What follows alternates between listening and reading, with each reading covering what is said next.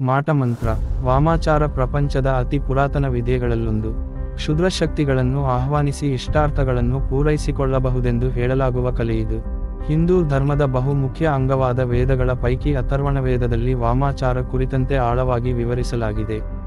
ವಶೀಕರಣ, ಕಣ್ಕಟ್ಟುವಿದ್ಯೆ, ಮಾಟವಿದ್ಯೆ ಮತ್ತು ಸಂಮೋಹನ ಕೂಡ ವಾಮಾಚಾರದ ಇತರೆ ಅಂಗಗಳಾಗಿವೆ.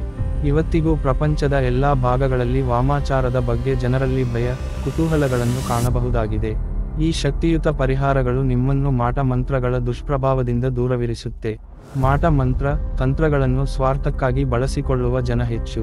ನೀವು ಮಾಟ ಮಂತ್ರಗಳ ಪ್ರಭಾವದಿಂದ ದೂರವಿರಲು ಬಯಸುತ್ತಿದ್ದಲ್ಲಿ, ಮಾಟ ಮಂತ್ರಗಳು ಅಥವಾ ತಂತ್ರಗಳ ಕೆಟ್ಟ ಪ್ರಭಾವ ನಿಮಗೆ ತಟ್ಟಬಾರದೆಂದಲ್ಲಿ ಈ ಪರಿಹಾರಗಳನ್ನು ಮಾಡಿ ನೋಡಿ.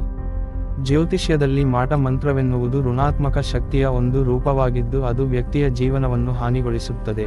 ಇದು ಸಾಮಾನ್ಯವಾಗಿ ವಿವರಿಸಲಾಗದ ಆರೋಗ್ಯ ಸಮಸ್ಯೆಗಳು, ನಡವಳಿಕೆ ಅಥವಾ ವ್ಯಕ್ತಿತ್ವದಲ್ಲಿನ ಹಠಾತ್ ಬದಲಾವಣೆಗಳು, ಹಣಕಾಸಿನ ನಷ್ಟಗಳು, ಸಂಬಂಧದ ಸಮಸ್ಯೆಗಳು, ವಿಚಿತ್ರ ಘಟನೆಗಳು ಅಥವಾ ಅಧಿಸಾಮಾನ್ಯ ಚಟುವಟಿಕೆಗಳು, ವಿವರಿಸಲಾಗದ ದುರಾದೃಷ್ಟ ಅಥವಾ ದುರದೃಷ್ಟ, ಮತ್ತು ಅಂತಃಪ್ರಜ್ಞೆ ಅಥವಾ ಕರುಳಿನ ಭಾವನೆಗಳಿಗೆ ಸಂಬಂಧಿಸಿದೆ.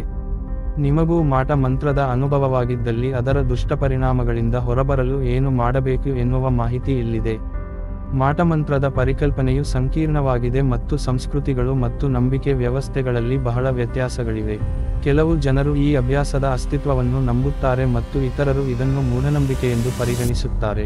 ಈ ಅಭ್ಯಾಸದ ವಾಸ್ತವತೆಯು ವ್ಯಕ್ತಿನಿಷ್ಠವಾಗಿದೆ ಮತ್ತು ಆಗಾಗ್ಗೆ ಚರ್ಚೆಗೆ ಒಳಗಾಗುತ್ತದೆ. ಮಾಟಮಂತ್ರದ ಅಭ್ಯಾಸವು ಅಸ್ತಿತ್ವದಲ್ಲಿದ್ದರೆ, ಅದು ಸಾಮಾನ್ಯವಾಗಿ ಅನೈತಿಕ ಮತ್ತು ನೈತಿಕವಾಗಿ ತಪ್ಪು ಎಂದು ಗಮನಿಸುವುದು ಮುಖ್ಯವಾಗಿದೆ, ಏಕೆಂದರೆ ಇದು ಉದ್ದೇಶಪೂರ್ವಕವಾಗಿ ಇತರರಿಗೆ ಹಾನಿಯನ್ನುಂಟು ಮಾಡುತ್ತದೆ. ಅನೇಕ ನ್ಯಾಯವ್ಯಾಪ್ತಿಗಳಲ್ಲಿ, ಮಂತ್ರಗಳು, ಶಾಪಗಳು ಅಥವಾ ಮಾಟಗಳು ಹಾನಿಯನ್ನುಂಟು ಮಾಡಿದರೆ ಅಥವಾ ಕಾನೂನುಗಳನ್ನು ಉಲ್ಲಂಘಿಸಿದರೆ ಅದಕ್ಕೆ ಸಂಬಂಧಿಸಿದ ಆಚರಣೆಗಳಲ್ಲಿ ತೊಡಗಿಸಿಕೊಳ್ಳುವುದು ಕಾನೂನುಬಾಹಿರವಾಗಿದೆ. ಜ್ಯೋತಿಷ್ಯದಲ್ಲಿ ಮಾಟ ಮಂತ್ರದ ಇರುವಿಕೆಯನ್ನು ಸೂಚಿಸುವ ಕೆಲವು ಸಾಮಾನ್ಯ ಚಿಹ್ನೆಗಳು ಇಲ್ಲಿವೆ. ಯಾವುದೇ ಸ್ಪಷ್ಟ ವೈದ್ಯಕೀಯ ಕಾರಣವಿಲ್ಲದೆ ನೀವು ಹಠಾತ್ ಮತ್ತು ವಿವರಿಸಲಾಗದ ಆರೋಗ್ಯ ಸಮಸ್ಯೆಗಳನ್ನು ಅನುಭವಿಸಿದರೆ, ತೀವ್ರವಾದ ಅನಾರೋಗ್ಯ, ವೈದ್ಯಕೀಯ ಚಿಕಿತ್ಸೆಗಳ ಹೊರತಾಗಿಯೂ ಆರೋಗ್ಯ ಸಮಸ್ಯೆಗಳು ಕಡಿಮೆಯಾಗದಿದ್ದರೆ ನಕಾರಾತ್ಮಕ ಶಕ್ತಿಯ ಪ್ರಭಾವದಿಂದ ಆಗಿರಬಹುದು.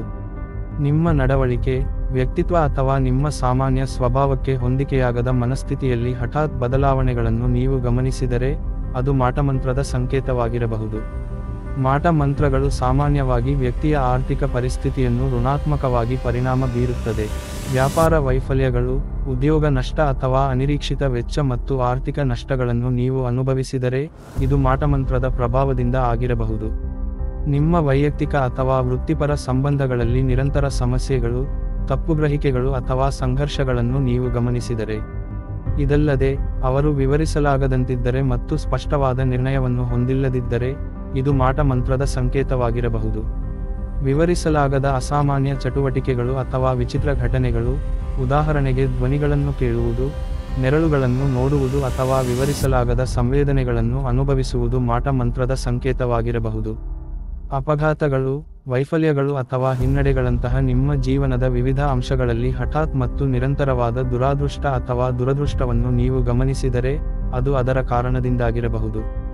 ಮಾಟಮಂತ್ರವನ್ನು ತೊಡೆದುಹಾಕಲು ಪರಿಹಾರಗಳು. ನೀವು ಯಾವುದೇ ಪರಿಹಾರಗಳನ್ನು ಮಾಡುವ ಮೊದಲು, ಮಾಟಮಂತ್ರದ ಮೂಲವನ್ನು ಗುರುತಿಸುವುದು ಮುಖ್ಯವಾಗಿದೆ.